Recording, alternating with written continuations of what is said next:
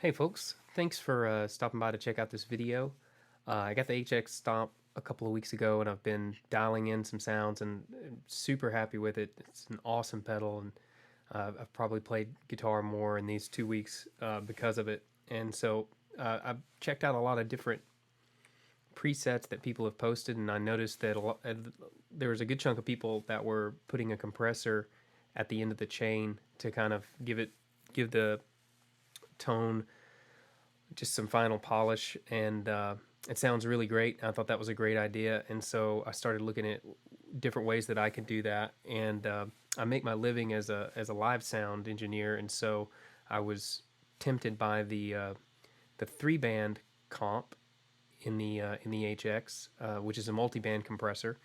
And so I started checking that out and dialing in sounds with it, and I was pretty happy with it overall. I mean, just a good way of getting a very transparent compressor sound. But when I would A/B it, I couldn't tell just a huge difference, probably because I was maybe not listening for the right things or just playing it really safe to make sure I wasn't overdoing the compression on any one band. And it's kind of hard to listen to a multi-band compressor and pay attention to what it's doing to the low, to the mids, and to the highs at the same time. And so I came up with a simpler way of using it, where it's really only going to act on one band. And the way that I ended up doing this was to kind of hone in on the the frequencies, especially with like a Telecaster and Fender amps, the frequencies that can get really harsh and kind of piercing, certainly as they get louder, or as you start building up with drive pedals or playing inversions high on the neck, or anything like that. And so that upper mid-range frequency that our ears are really sensitive to, around 3 or 4 kilohertz, is what I wanted to hone in on with the 3-band comp, and only compress that band. Leave the lows alone, the low mid stuff alone, and even the really high stuff. And it's something I do in live sound quite a bit, and I'm generally get pretty good results with it. And right now I'm liking what it does on the guitar, and just takes some of that ice picky stuff out of there, and it's pretty subtle. You can make it more extreme, uh, but I'm liking the results. So just wanted to share this with you guys and see if you like it as well, and see if there's any ways that I can improve it. So here's what I've got. I've got just a US Deluxe normal channel, no crazy settings, at least not to me. I'm using an impulse response. It's the one of the free ones from the Allure pack, the 64 US Deluxe. Low cut at 88 hertz, high cut at 10 kilohertz. And so here's what it sounds like, completely dry. Telecaster bridge pickup.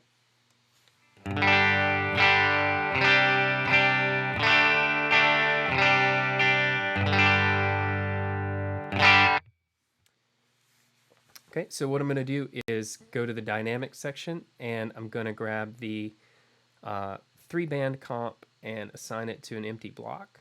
And these are the default settings that come on it, and I'm going to go through here and change each of these to make it essentially where it's not doing anything. So the ratio I'm going to take down to 2 to 1.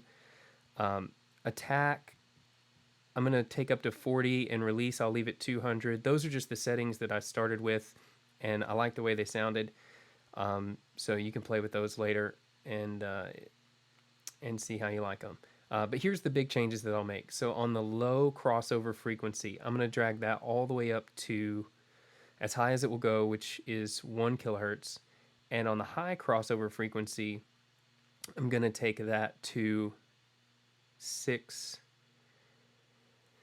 kilohertz. So it's a little hard to visualize this, but essentially there's just going to be the lows, which we're not going to utilize any compression on, is going to be everything below 1 kilohertz.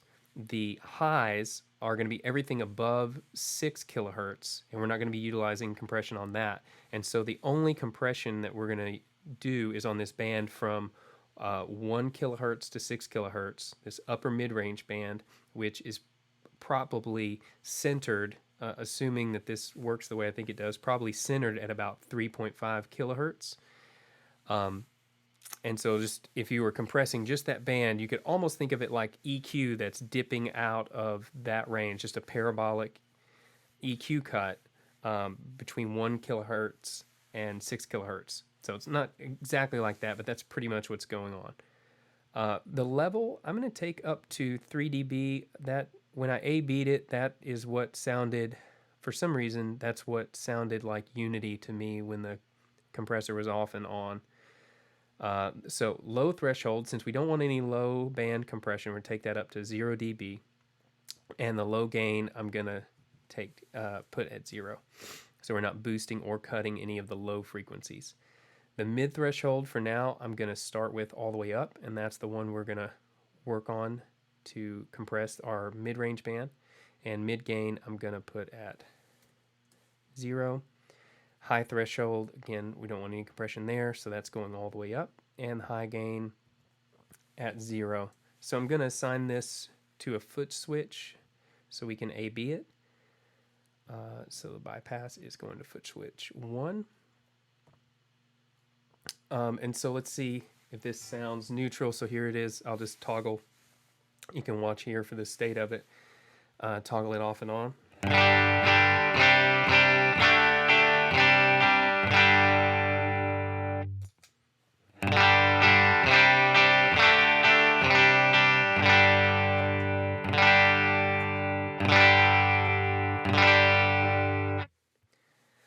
Okay, and so here's what I'm going to do. I'm going to take the low gain and drop it all the way out, and so all the lows go away. So there goes the lows, and I'm going to do the same with the high gain. I take it and drop it all the way out.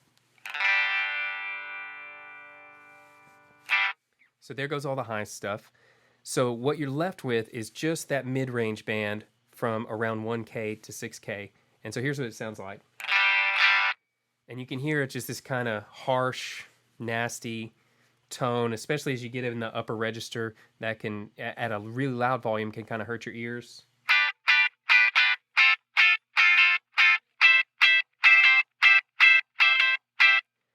And so that's the band that I want to compress, and I just want to compress a little bit of it just to take the edge off of the tone. And I'll do that with all these other bands down. And so I'm just going to play a little. I should have maybe looped something so we could hear it in real time, but I'll just kind of ease the threshold down on the mid band until we get some compression going. Actually, I'll overdo it first so you can hear.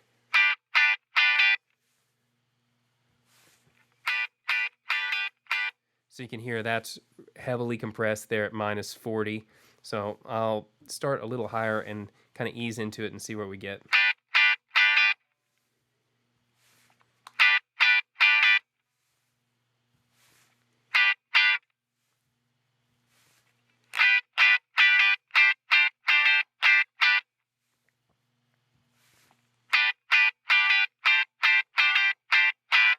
So definitely some compression happening there. If you wanted, you could look on a meter and see if you could figure out how many dBs of compression, of gain reduction. But to me, that just sounds smoother. I'm there at like -25.5.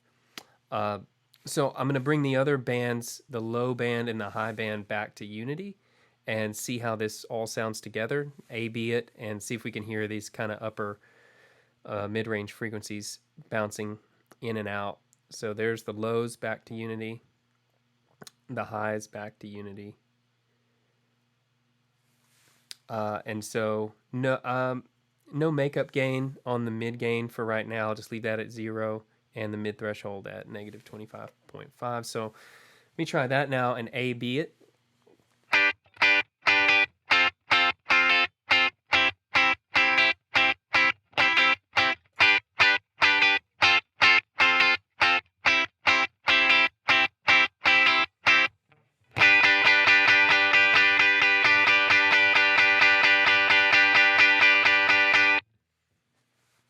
Okay, so not a huge difference there. I might take the threshold down just a little bit more. Let me over-exaggerate it some so we can hear it in the A-B and then maybe find a happy medium. And sorry about the stuff that I'm playing. I'm trying to play more like annoying stuff so we can hear those problem frequencies jump out. Okay, so here it is off, and I've taken the threshold down to minus 36.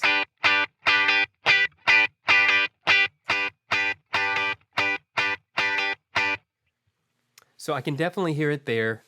It took a lot of the bite out of that. And then the thing that you have to be careful with on this, I think, is you don't want to take too much of that out, because some of those frequencies are annoying, but some of that is like clarity and presence in the mix, and it's going to help you cut through.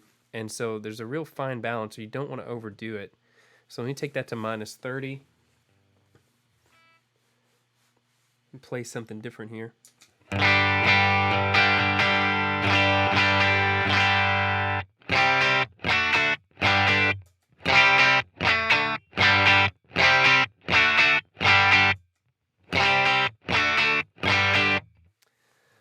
So maybe right there. I like that. It sounds smoother. It's not quite as harsh. I mean, on the bridge pickup on a Telecaster, on a Fender Deluxe, I might ease off of the threshold just a little bit more.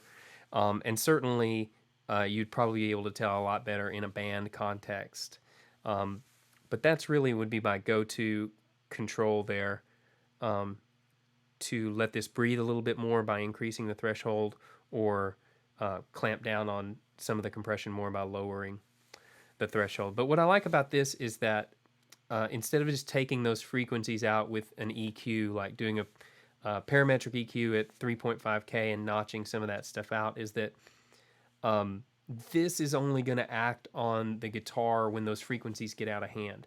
So if you're playing something on the low strings, if you're playing kind of softly, that high mid frequency content is still there, and you'll get that clarity and crispness from that. And it's only when you really start to play loud, maybe stack some drive pedals and dig in, that this is going to kind of almost be a safety net to compress those harsh frequencies and let the lower mid-range stuff stand out. And even some of the, if you depending on how you have your high cut and low cut maybe on your cabs, maybe if you've got a really if you put a reverb after this that had a lot of airiness, a lot of stuff that might be above the 6K where we've set our high frequency crossover, then that stuff would still be able to come through, and this would only be compressing in that 1 to 6K range. So if you're playing the low strings, you're playing something softer, it's not going to clamp down on it, it's not going to compress it, it's not going to dull it out the way that an EQ might. You know, an EQ is there, it's not going anywhere, and this is more dynamic, only kicking in when you need it.